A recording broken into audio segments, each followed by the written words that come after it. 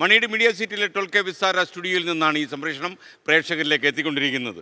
അപ്പോൾ നമുക്ക് സാധാരണഗതിയിൽ ഞങ്ങളെല്ലാവരും സംപ്രേഷണം ചെയ്യുകയും പരിപാടികൾ തയ്യാറാക്കുകയും ചില വാർത്തകൾ അവതരിപ്പിക്കുകയും ചെയ്യുമ്പോൾ ചില വാർത്തകൾക്ക് ചില പിന്നാമ്പുറങ്ങൾ ഉണ്ടാകുകയും ആ പിന്നാമ്പുറങ്ങൾ നമുക്ക് വളരെ അഭിമാനം നൽകുകയും ചെയ്യും. അത്തരമൊരു സംഭവമായിരുന്നു കരുവന്നൂർ സഹകരണ ബാങ്കിൽ ഉണ്ടായ ഒരു സംഭവം. നമുക്ക് കരുവന്നൂർ സഹകരണ ബാങ്കിലെ ജോഷി ആൻ്റണി, നിങ്ങൾക്ക് ഓർമ്മയുണ്ടാകും, അദ്ദേഹം കേരളത്തെ ഒന്ന് ഞെട്ടിച്ചു. അദ്ദേഹം പറഞ്ഞു ജനുവരി 30, അതായത് ഗാന്ധിജിയുടെ വധം നടന്ന അതേ ദിവസം അദ്ദേഹത്തിന് ദയാവധം ചെയ്യാനുള്ള അനുമതി കൊടുക്കണമെന്നാവശ്യപ്പെട്ട് അദ്ദേഹം കേരളത്തിലെ ഹൈക്കോടതി ചീഫ് ജസ്റ്റിസിനും സംസ്ഥാന മുഖ്യമന്ത്രി പിണറായി വിജയനും അദ്ദേഹം ഒരു ഹർജി സമർപ്പിച്ചു.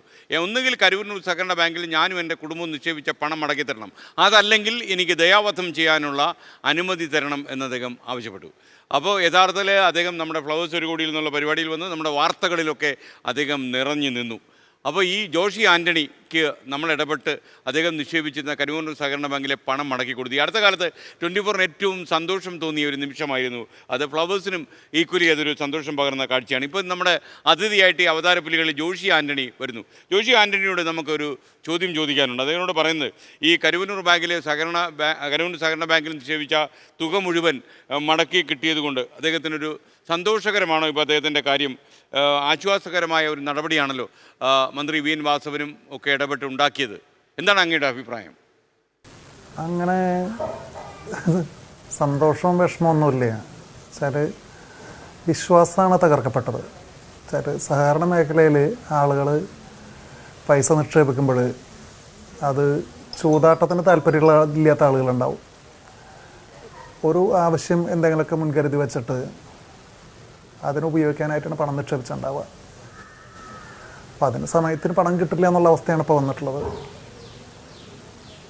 എങ്ങനെ ആളുകൾ സുരക്ഷിതമായിട്ട് നിക്ഷേപിച്ചോ അത്രയും വിശ്വസ്തയോട് കൂടിയിട്ട് ആ വിശ്വാസം തകർക്കപ്പെട്ടിട്ടുണ്ട്. അത് റീബിൽഡ് ചെയ്യാനായിട്ട് ഈ സ്ട്രക്ചർ മാറണം. വെച്ചാൽ ഇപ്പോഴും കരുവന്നൂർ ബാങ്കിൻ്റെ ഇപ്പോൾ അഡ്മിനിസ്ട്രേറ്റർ ആരാണെന്ന് ചോദിച്ചു കഴിഞ്ഞാൽ ഒരാൾ കൊടുങ്ങല്ലൂരുള്ള ഒരാൾ, അതും രാഷ്ട്രീയക്കാരുടെ നോമിനിയാണ്.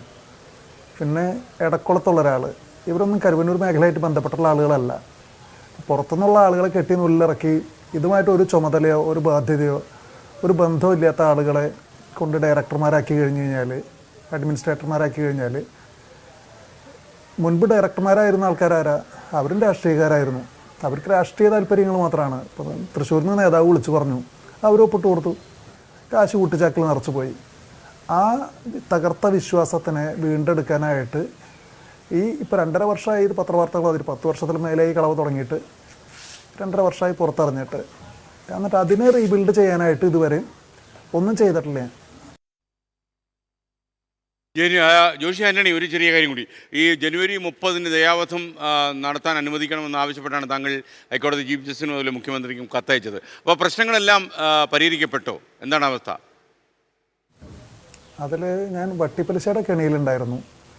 അത് തീർക്കാൻ പറ്റി. കാരണം സഹോദരിയുടെ അമ്മയുടെയൊക്കെ പൈസ ഉള്ളത്, അവർ ഒരമ്മ 77 വയസ്സാണ്, ഭാര്യയുടെ അമ്മയാണ്.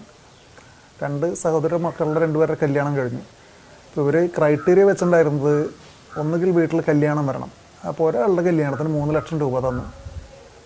ഇപ്പോൾ നമുക്കറിയാം, ഒരിടത്തരക്കാരൻ്റെ വീട്ടിലെ കല്യാണത്തിന് നമ്മൾ ആദർശമൊക്കെ പറഞ്ഞ് ചുരുക്കി കഴിക്കുക, ഞാൻ 50,000 രൂപയിൽ കൂടുതൽ ചിലവഴിക്കില്ല, അല്ലെങ്കിൽ അപ്പുറത്ത് ചാരിറ്റി വർക്ക് നടത്തുന്നൊക്കെ പറയുകയാണെന്നുണ്ടെങ്കിലും വീട്ടുകാരിൽ ഭൂരിപക്ഷം കാത്തു വെച്ച് കഴിഞ്ഞൊരു കുട്ടി വലുതായി കഴിയുമ്പോൾ ആ ചടങ്ങ് വലുതാക്കി നടത്തണമെന്ന്, നന്നായി നടത്തണമെന്ന്, ആളുകളെ മുഴുവൻ വിളിക്കണം എന്നൊക്കെ പറയുന്ന ആളുകൾക്ക് ഇപ്പം നമ്മൾ നോക്കിയാൽ കാണും. വെച്ചാൽ ഇടതുപക്ഷത്തിൻ്റെ തന്നെ ബിന്ദു മിനിസ്റ്റർ മോൻ്റെ കല്യാണത്തിന് 10,000-ലധികം ആളുകളായിരുന്നു. ചെറിയ സദ്യവട്ടം ചെറുതായിരിക്കുമെങ്കിലും അതിൻ്റെ അറേഞ്ച്മെൻറ്റ് എത്ര വലുതായിരിക്കണം? 3 ലക്ഷം രൂപ ഒന്നുമല്ല ഒരു ഇടത്തരക്കാരൻ്റെ വീട്ടിൽ. അപ്പോൾ 3 ലക്ഷം രൂപയാണ് ഒരു കല്യാണത്തിന് കൊടുക്കുക. അപ്പം സഹോദരരുടെ വീടാണ്, അവരുടെ വീട്ടിലെ പ്രശ്നങ്ങളുണ്ടാവില്ലേ. അപ്പോൾ ഞാൻ വട്ടിപ്പലിശയ്ക്ക് എടുത്തിട്ടാണ് പണം കൊടുത്തത്. അപ്പോൾ ആ വട്ടിപ്പലിശയുടെ കെണിയിൽ നിന്ന് എനിക്ക് ഒഴിവാകാൻ പറ്റി. അതൊരു ജീവശ്വാസമാണ്.